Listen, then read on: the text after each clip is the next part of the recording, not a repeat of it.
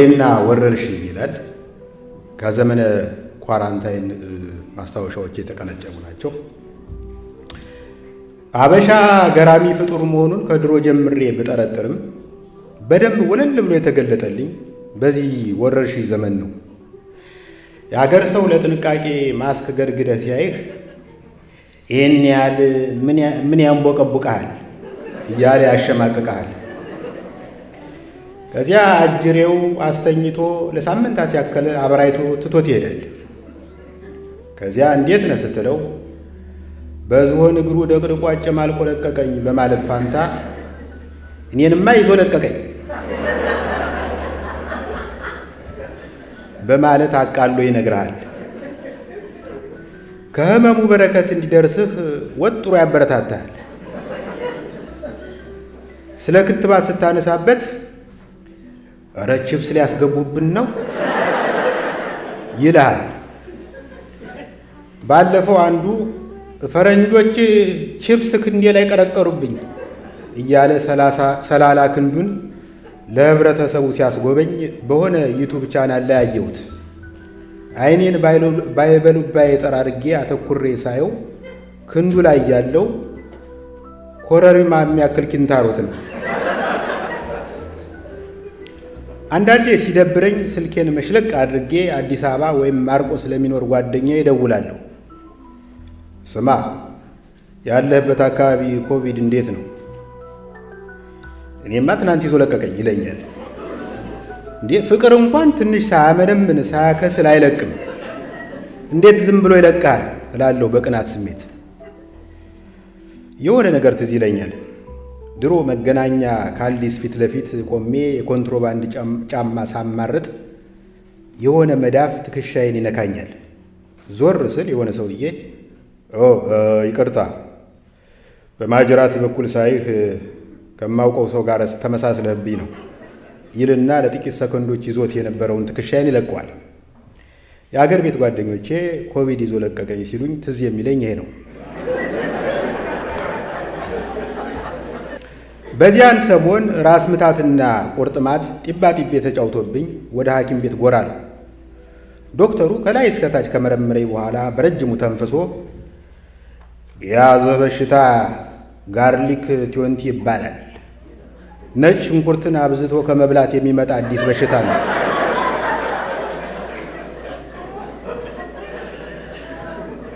በሽታው ከፍተኛ ደረጃ ላይ ሲደርስ ያስቀባጅርሃል፣ ያስበደብድሃል። ርዕሱ ከይዘቱ ጋር የማይገናኝ ጽሑፍ ልትጽፍ ሁሉ ትችላለህ። ለሕይወት ያሰጋኛል ዶክተር አልኩት በጭንቀት ስሜት። ወል እንግዲህ አለ ዶክተሩ፣ ጠረን ያስመረረው ሰው ደብድቦ ሊገልህ ይችላል።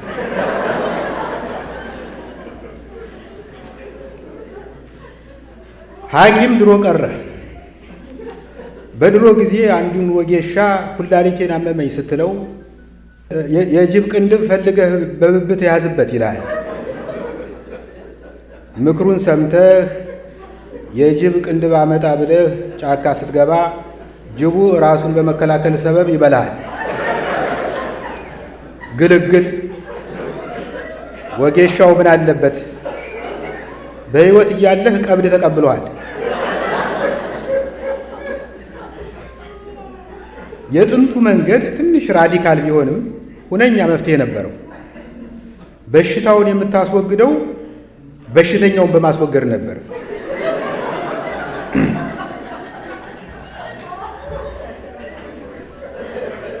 በእውነት አንዳንዴ ስታስቡት ስልጣኔ የሚባለው ነገር ከንቱ ንፋስን እንደመከተል ነው። አሜሪካን የሚያክል የሰለጠነ ሀገር የኮሮና ክትባትን ለማግኘት ያየው አበሳ አይረሳም። የዚህስ የሀገራችን የባህላዊ መድኃኒት ድርጅት ተቋም ይሻላል። ድርጅቱ የኮሮና መድኃኒትን ለማግኘት በ7 አይጦች ላይ ሙከራ አድርጎ 5ቱ አይጦች ለህልፈተ ሕይወት ተዳረጉ። ተቋማችን አይቆጨው። ቢያንስ ከዚህ በኋላ ዘመናዊ የአይጥ መርዝ ማምረት እንደሚችል አረጋግጧል። ክትባት የጀመረ ሰሞን ምዝገባውና ወረፋው አይቀመስም ነበር። አንድ ቀን ዝም ብዬ ድንኳን ሰበራ ጎራ አለ። ምን ፈልገህ ነው ሲሉኝ የማትፈልጉት ክትባት ይኖራችኋል አልኩ ራሴን እያከኩ። እድሜ ስንት ነው አለች ነርሲቱ። ኦፊሻል እድሜ 40 ዓመት ይገመታል። አዝናለሁ፣ አሁን እየከተብን ያለነው ከ50 ዓመት በላይ የሆነውን ነው። ግን አተነፋፈሴ የ70 ዓመት አዛውንት ነው። እንደምንም አጠጋግተሽ አስገቢኝ። ኦኬ፣ ተመዝግቦ የቀረ ሰው ካለ በምትኩ ትከተባለህ። እጅሽን ከቁርጥማት ይሰውርልኝ በማለት መርቂያት ቁጭ አልኩ። በሁለት ከዘራ መሃል ጎብጦ የሚንቀጠቀጥ አዛውንት አይቼ ስንት ዓመት ሆነው በማለት ጠየቅኩት። ምን አልከኝ አለኝ። ከኪሴ ማይክ አውጥቼ ቼክ ማይክ 1 2 3 ስንት ዓመት ሆኖት? ባለፈው ሳምንት 100 ደፈንሁ ብሎ ሲመልስልኝ ተገርሜ እና እርሶም ክትባቱን ይፈልጉታል? ለእኔ አይደለም አባቴን ላስከትብ መጥቼ ነው።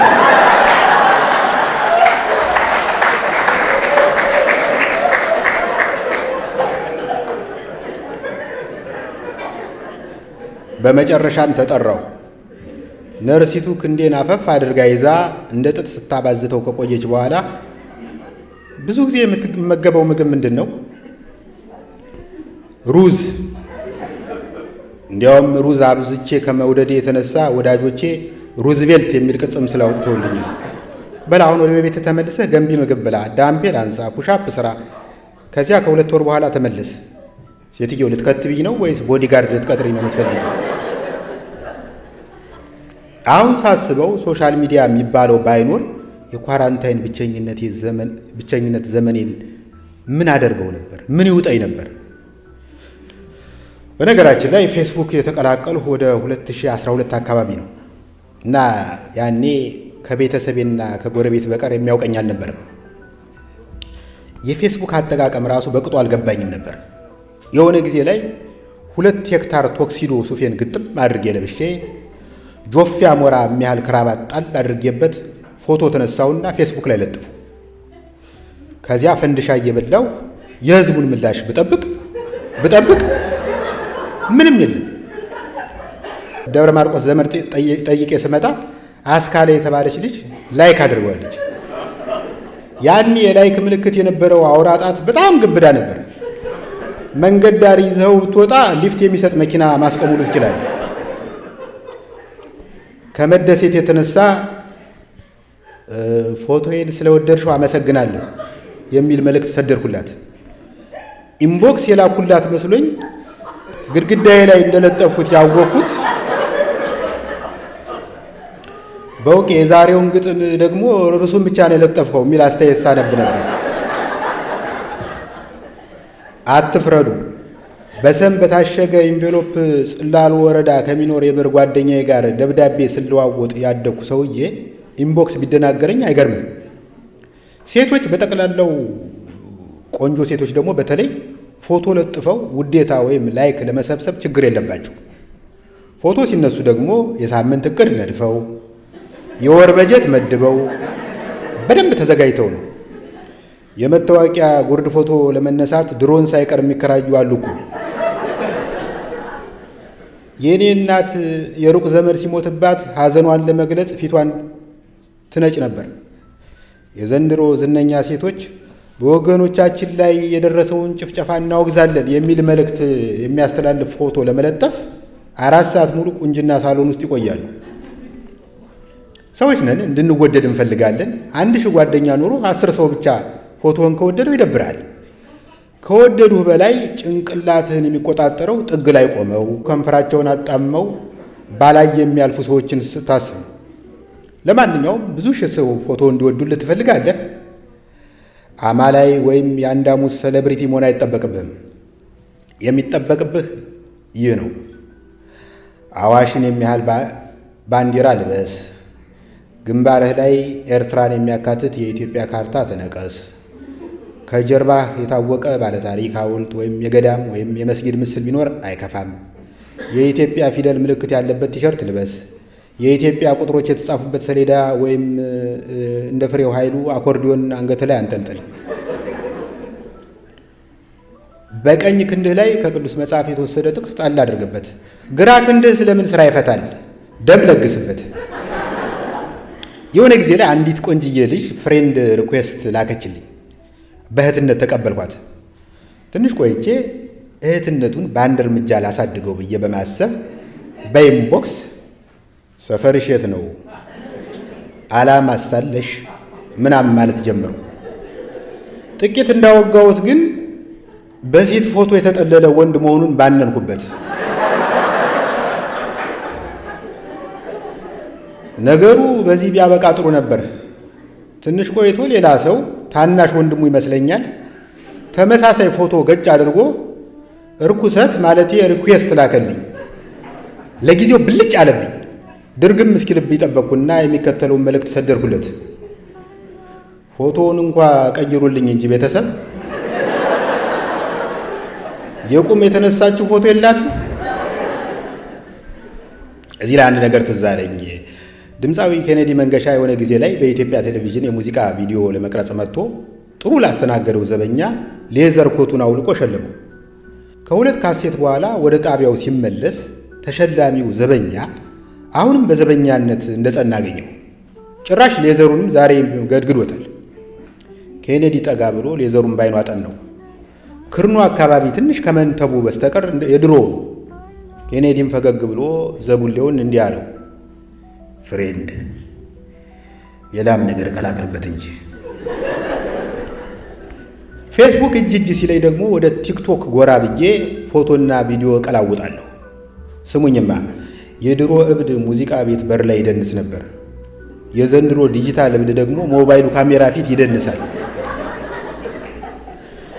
የገዛ ራሴን ጤነኝነት የተጠራጠርኩት ኬፋ ሚዲቅሳ የተባለ ጴንጤ በሚያዘጋጀው ሙግት ላይ በማያገባኝ በማይመለከተ በስካይፒ ስሳተፍ ነው።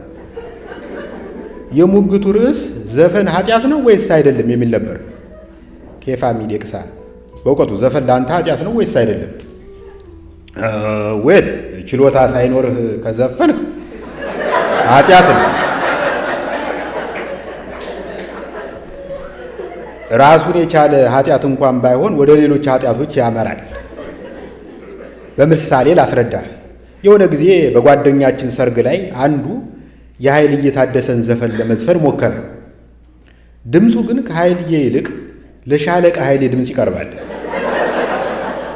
በዚህ የተናደደው ሙሽራ ከአንዱ አጃቢ ጠመንጃ ቀምቶ ተኩሶ ገደለው። ወዳጄ ፍርድ ቤት ሲቀርብ እኔም በምስክርነት ቀርቤ ባርቆበት ነው ብዬ ዋሸው። በመጨረሻም ተፈርዶበት እስር ቤት ሲገባ ሚስቱ ከጠበቃው ጋር ተኛች።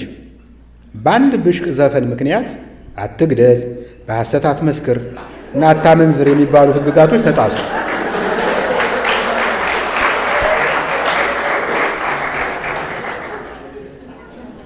አንዳንዴ ደግሞ ለለውጥ ያክል ዩቱብ ላይ እጣዳለሁ።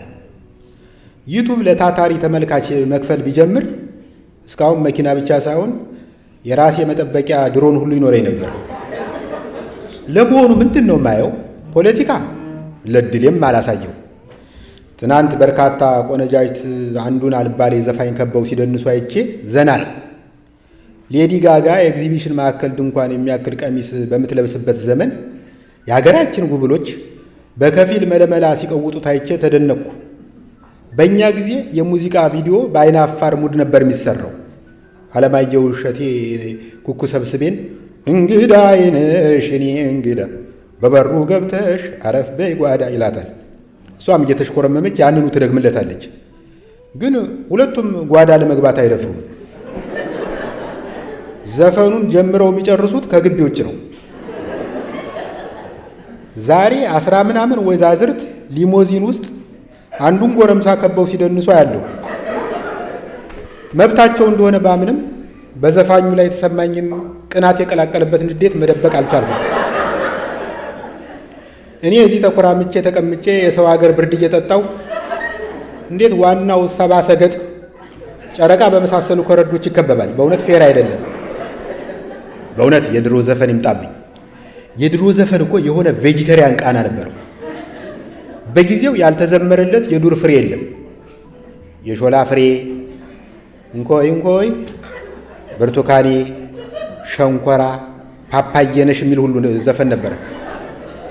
የተቀጠፈ ሎሚ ተበላ ትርንጎ፣ ከሸጋ ልጅ መንደር በስሎ ተንዠርግጎ የምትለዋን የንዋይ ግጥምን ማን ይረሳል? ምን ዋጋ አለው? ከዕለታት አንድ ቀን ታደሰ ዓለሙ የሚባል ዘፈን ተነስቶ የአማርኛን ዘፈን ስጋ በስጋ አደረገው። የድሮ ዘፋኞች ከማዝናናት ጎን ለጎን ጠቅላላ እውቀት ይለግሱ ነበር። ሕዝቡ ስለ ቤትና የዱር አራዊት ጠባይ መረጃ የሚያገኘው ከዘፋኞች ነበር። ለምሳሌ ካላጉረመረመ አይበላም ነብር ይርጋሉ ባለ፣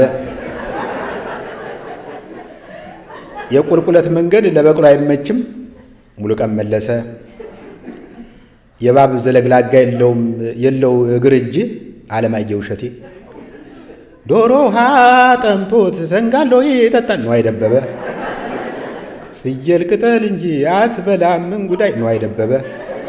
በአጠቃላይ የድሮ ዘፈን ራሱን የቻለ ናሽናል ጂኦግራፊ ቻናል ነበር ማለት ይቻላል።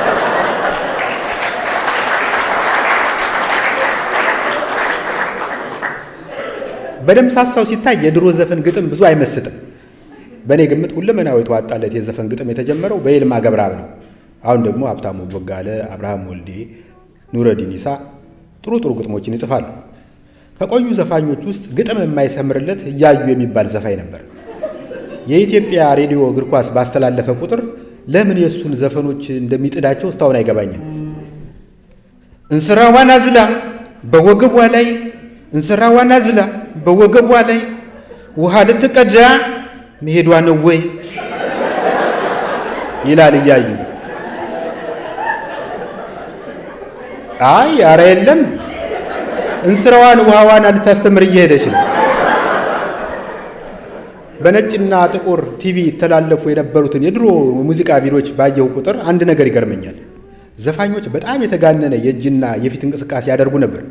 ለምሳሌ ፀሐይ ዮሐንስ ከንዋይ ደበበ ጋር አንዲት ማይክ ተካፍሎ የሚዘፍንበት ቪዲዮ ውስጥ ባቄላ ምርቱ እንጂ አያምርም ክምሩ፣ ተጫዎች ተጫወት ምንድነው ማፈሩ ሲል በእጁ እንቅስቃሴ የባቄላ ክምርን ለተመልካቹ ለማሳየት መከራውን ያያል። ይሄ ለምን አስፈለገ ልትል ትችላለህ። በዛ ዘመን የነበረው ቲቪ ድምፁ ጥራት አልነበረው። ጠረጴዛው ላይ ተጎልቶ ደቅ ደቅ ደቅ ደቅ ሲል መስታወት የተገጠመለት ጄኔሬተር ይመስላል። እና ዘፋኞች ዘፈናቸውን በምልክት ቋንቋ እንዲያጅቡ ይገደዱ ነበር። በጣም አመሰግናለሁ።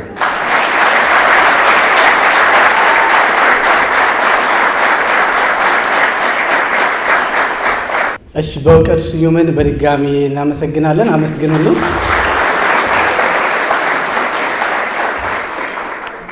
እንደዚህ ህይወት ትንሽ ሬት በመሰለበት መረር ያለ በመሰለበት ተስፋ የቆረጥን በመሰልንበት ሰዓት ላይ በስነ ጽሁፍ እንደዚህ እየኮረኮሩ የሚያዝናኑ የሚያስተምሩ ሰዎች ያስፈልጉናል።